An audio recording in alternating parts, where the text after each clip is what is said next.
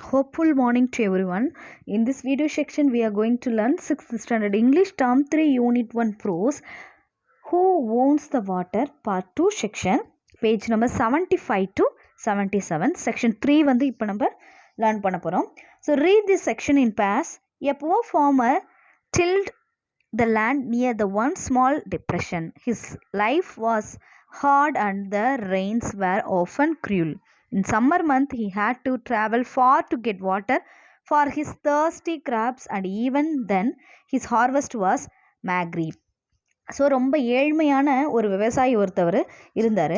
So அவர் வந்து அவரோட லேண்டில் வந்து பயிரெல்லாம் விளைவிக்கிறதுக்கு ரொம்ப கஷ்டப்பட்டார். ஏன்னா ரொம்ப ஏழ்மையான வந்து ஃபார்மர் அப்படின்னா ஒரு விஷயம் செய்கிறதுக்கு ரொம்ப கஷ்டப்படுவார் இல்லையா. அவர்கிட்ட பணம் அப்படின்றது ரொம்ப கம்மியாக தான் இருக்கும். அவருக்கு வந்து ரொம்பவே கம்மியான வருமானத்தில் ரொம்ப கம்மியான நிலத்தில் இருந்துச்சு. அவரோட லைஃப் வந்து ரொம்ப கஷ்டமாச்சு. மழை பெஞ்சாதான் அவரோட நிலத்தில் வந்து நல்ல பயிர் விளையும் அப்படின்ற மாதிரி ஒரு சுச்சுவேஷனில் இருந்திருக்கு.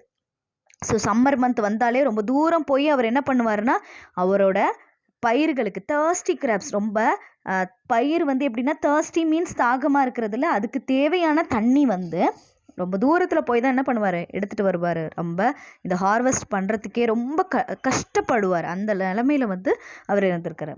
One day not long after the last of the season's rain, he straightened up from his back-breaking work and looked over the land that was soon becoming brown again. So ஒரு நாள், அதாவது last of the seasons rain, மழை காலம்லாம் முடிஞ்சதுக்கப்புறம் கடைசி ஒரு நாள் என்ன பண்ணுறாருன்னா அவரோட லேண்டில் ஒர்க்கெல்லாம் முடிச்சுட்டு என்ன பண்ணுறாரு, அப்படியே குனிஞ்சதோடு நிமிர்ந்து பார்க்குறாரு.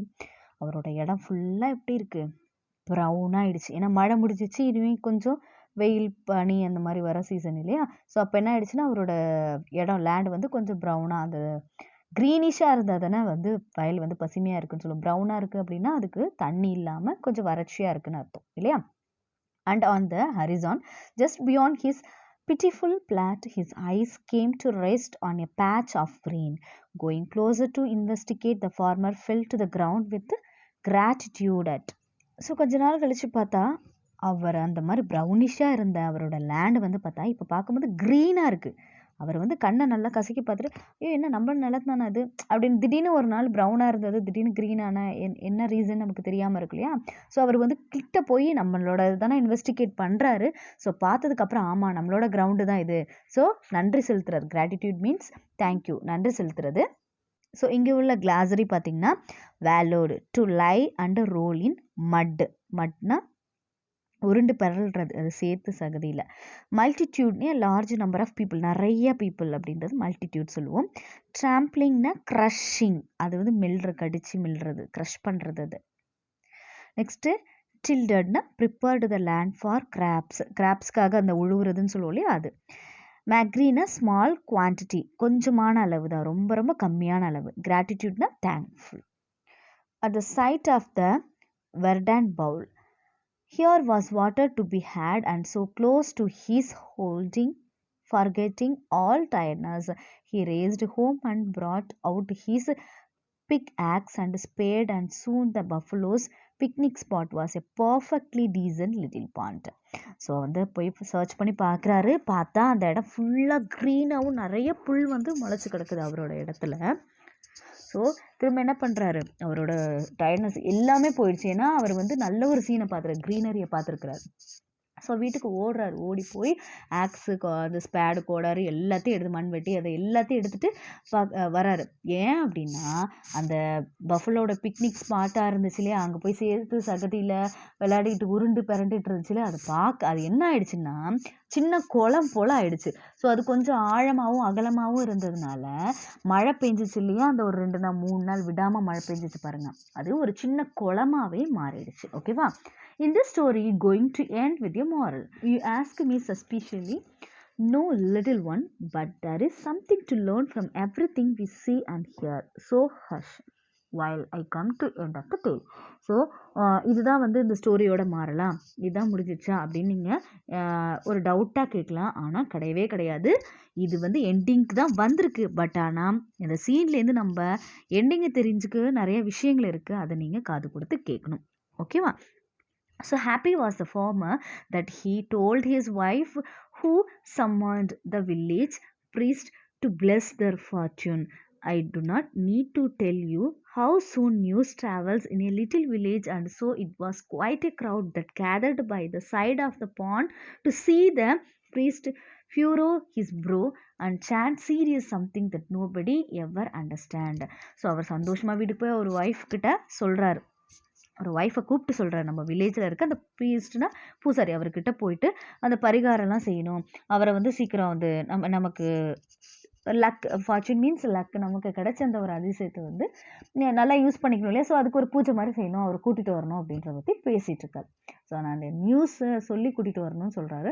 ஸோ நான் அந்த நியூஸ் வந்து பார்த்திங்கன்னா ஊரில் இருக்கிற எல்லாருக்கும் தெரிஞ்சிருச்சு. திடீர்னு வந்து காஞ்சு கிடந்தது, இவ்வளோ க்ரீனிஷாக ஆனோன்னு ஊரில் இருக்கிற எல்லாரும் அந்த இடத்த சுற்றி என்ன பண்ணுறாங்க, கூட்டம் கூடிட்டாங்க.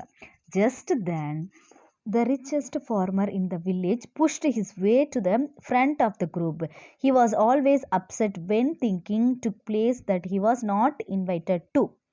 Looking at the farmer and the placed pond, a slow smile of contentment creased his face. So இங்கே என்னென்னா அந்த எல்லாரும் கூட்டம் கூட்டிகிட்டு இருந்தாங்களா, அப்போ அந்த வில்லேஜில் ரொம்ப ரிச்சஸ்ட் ஃபார்மராக இருக்கிறாங்க, அந்த ஜமீன்தார் மாதிரி, ஸோ இல்லை பண்ணையார் மாதிரி இருக்கக்கூடிய அந்த ஊரில் யாருக்கெல்லாம் நேரம் அதிகமாக இருக்கோ அவர் ரிச்சஸ்ட் ஃபார்மர்னு சொல்லுவாங்க. அவர் என்ன பண்ணுறாரு, அந்த பக்கம் எல்லோரும் தள்ளிட்டு வந்து பார்த்தா ஏன் எல்லோரும் கூடியிருக்காங்கன்னு நியூஸ் கேதர் பண்ணணும், ஏன் இல்லை எனக்கு இது நியூஸ் தெரியவே இல்லையே, எப்படி உங்கள் எல்லாருக்கும் தெரிஞ்சிச்சுன்ற மாதிரி பார்க்குறேன். ஏன்னா ஊரில் இருக்கிற எல்லாரும் வந்து அந்த திடீர்னு வந்து குளமா மாறின அந்த இடத்த வந்து பார்க்குறாங்க. அவரோட இடமும் வந்து அந்த அவரோட லேண்டும் வந்து எப்படி இருக்குது, இல்லை க்ரீனரியாக இருக்கு இல்லையா, ஸோ எல்லாம் அதை பற்றி பேசிகிட்டு இருக்கும்போது நமக்கு இது எப்படி தெரியாமல் போச்சு அப்படின்னு சொல்லிட்டு அவருக்கு கொஞ்சம் என்ன ஆகுது அப்படின்னா ஒரு மாதிரி பொறாமை கலந்து அந்த கோவம். ஸோ ஏதோ தன்னை வந்து நல்லவங்க மாதிரி காட்டிக்கிறவர் ஜஸ்ட் ஒரு ஸ்மைல் பண்ணிக்கிறாரு. ஸோ எல்லாம் நல்லதுக்கு தான் அப்படின்ற மாதிரி.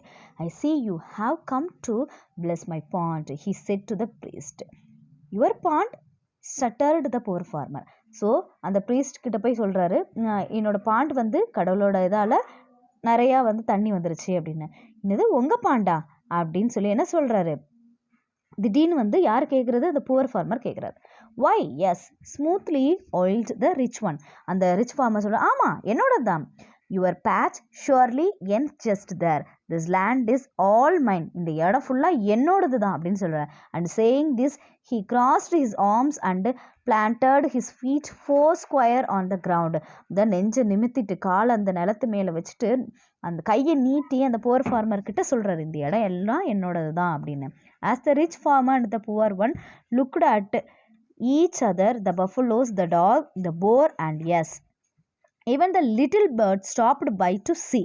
ஸோ அந்த ரிச் ஃபார்மர் சொன்னார்ல, இது எல்லாமே என்னோட தான் அப்படின்னு சொல்கிறார் இல்லையா, இதை யாரெல்லாம் கேட்குறாங்க அப்படின்னா அந்த பஃபலோ, அங்கே இருந்த டாக்ஸு, அந்த போரு, எல்லாருமே, ஏன் அந்த குட்டி பறவை கூட கேட்குது. பார்த்துட்டு அப்படியா இவங்களோட தான் அப்படின்னு ஆச்சரியமாக பார்க்குறாங்க. தே all stood around the little jewel of blue, and in every mind, small and big, came a similar thought. Surely I had something to do with this.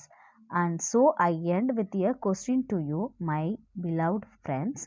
Who owns the water? Not a moral, just a thought, a gleam of an idea to dig and make bigger. So இந்த இடத்துல the little jewel of blue அப்படின்னா அந்த சின்ன குட்டை இருக்குல்ல, அந்த குளம் இருக்கு இல்லையா, அதுதான் வந்து the little jewel of blue அப்படின்னு சொல்லியிருக்காங்க. இங்கே இருக்கிற எல்லாரோட மைண்ட்லையும், அது சின்னவங்களாக இருந்தாலும் சரி பெரியவங்களாக இருந்தாலும் சரி, எல்லாரோட மைண்டில் உள்ள தாட்டும் எப்படின்னா சிமிலராக ஒரே கருத்து என்னென்னா, கண்டிப்பாக I hate something to do with this, இதுக்கான நான் கண்டிப்பாக ஏதாவது ஒன்று செஞ்சே தீருவேன் அப்படின்னு. அப்புறம் மை பிலட் ஃப்ரெண்ட்ஸ் கிட்ட என்ன சொல்கிறாங்க, இதுக்கான ஒரு முடிவு, அதாவது நான் உங்ககிட்ட ஒரு கொஸ்டின் என்னன்னா, ஹூ ஓன்ஸ் த வாட்டர், யாருக்கு வந்து இந்த தண்ணி சொந்தம். இது வந்து ஒரு மாரலாக எடுத்துக்க வேணா, ஜஸ்ட் ஒரு கருத்தாக மட்டும் எடுத்துக்க. ஜெர்ம் ஆஃப் அன் ஐடியா அப்படின்னா ஒரு சின்ன விதை, ஒரு சின்ன விதை போட்டால் எப்படி வந்து அது பெருசாக மாறுமோ, அதே போல் நான் கொடுக்குற அந்த தாட், அந்த கருத்து வந்து நீங்கள் அதை ஆழப்படுத்தி அதை பெருசாக மாற்றணும். அதாவது இந்த உலகத்தில் கடவுள் படைத்த படைப்பில் எதுவுமே நமக்கு பர்மனண்ட்டான சொத்துன்னு கிடையாது.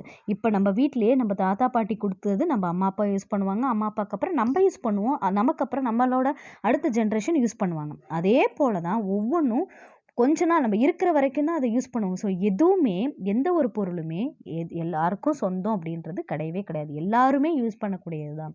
ஸோ எதுவுமே நமக்கு மட்டும்தான் அப்படின்ற அந்த தாட்டை நீங்கள் வளர்த்துக்கவே கூடாது, எல்லாரும் ஒன்று தான் அப்படின்ற தாட்டு தான் வந்து நம்மளை ஃப்யூச்சரில் ஒரு நல்ல ஒரு ஸ்டேஜ்க்கு கொண்டு வரும். ஓகேவா?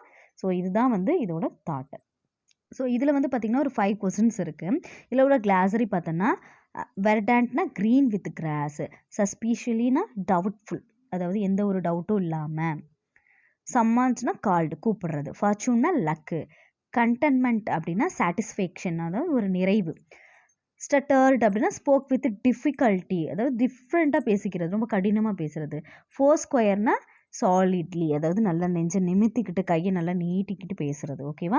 ஸோ இப்போ இதுக்குரிய 5 கொஸ்டின்ஸ் இருக்குது. இந்த 5 கொஸ்டின்ஸ்க்கும் உள்ள ஆன்சர்ஸை நம்ம பார்க்கலாம். First question, why did the farmer have to travel far? ஏன் வந்து இந்த ஃபார்மர் ரொம்ப தூரம் போகிறார் அப்படின்னா, the farmer had to travel far to get water for his thirsty crops. அதாவது எதுக்கு ரொம்ப தூரம் போகிறாருன்னா, ஒரு thirsty crops அதாவது ரொம்ப வறண்டு போன காஞ்சு போன அவரோட பயிர்களுக்காக ரொம்ப தூரம் போய் தண்ணியை சேகரிச்சுட்டு வர்றாரு. Second question, what sight made the farmer thankful? எதை பார்த்துட்டு அவர் தேங்க்ஃபுல் பண்ணார் அப்படின்னா, the sight of the verdant bowl made the farmer thankful. அவரோட இடம் எப்படி இருந்துச்சு? பார்க்கவே க்ரீன் வித் கிராஸ், ஃபுல்லாக அதோட புல் ஃபுல்லாக எப்படி இருக்குது, நல்லா முளைச்சி க்ரீனாக இருந்ததுனால தேங்க் பண்ணுறாரு, அந்த ஃபார்மர் வந்து தேங்க்ஃபுல் பண்ணுறாரு. Next, name the tools the farmer bought out, what did he do with them? So என்னென்ன டூல்ஸ் வந்து எடுத்துகிட்டு போகிறாருன்னா, the tools the farmer brought out were pick axe and spade, கோடாரி, அந்த மண்வாரி, அதெல்லாம். He dug the earth with them. So அதை மண்ணை வந்து வெட்டி விட்டோம்னா இன்னும் அந்த தண்ணி பாய்ச்சி இன்னும் கொஞ்சம் நல்லா ஃப்ரெஷ்ஷாக வந்து தண்ணி நிறைய கிடச்சிச்சின்னா அந்த நிலம் வந்து நல்லா இருக்கும் இல்லையா, அதுக்காக. And fourth question, why did the crowd gather by the side of the pond? The crowd gathered by the side of the pond to see the priest furrow his brow and chant. So அவர் வந்து அங்கே என்ன பண்ணுறாரு, பூஜை மாதிரிலாம் பண்ணுறாரு இல்லையா, so அதை பார்க்குறதுக்கு அங்கே இருக்கிற எல்லாரும் என்ன பண்ணுறாங்க, அதை கேள்விப்பட்டு எல்லாரும் அந்த இடத்துக்கு வந்துடுறாங்க. When did the richest farmer get upset? Why? ஏன் வந்து அந்த ரிச்சஸ்ட் ஃபார்மர் வந்து ரொம்ப அப்செட் ஆகிட்டாருன்னா, the richest farmer got upset when thinking took place that he was not invited to see it.